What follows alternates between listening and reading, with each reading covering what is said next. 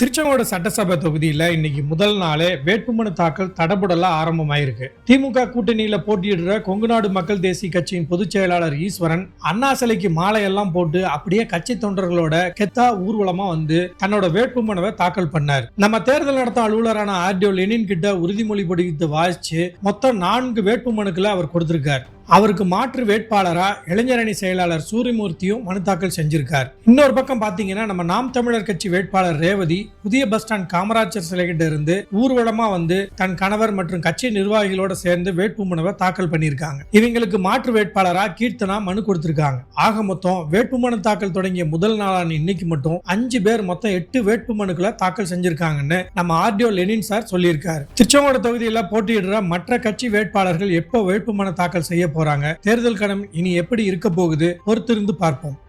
இதுபோல சுவாரஸ்யமான லோக்கல் அரசியல் அப்டேட்ஸை உடனுக்குடன் தெரிந்து கொள்ள நம்ம விஎம் டாக்ஸ் அபிஷியல் பேஜை ஃபாலோ பண்ணுங்க, லைக் பண்ணுங்க, ஷேர் பண்ணுங்க.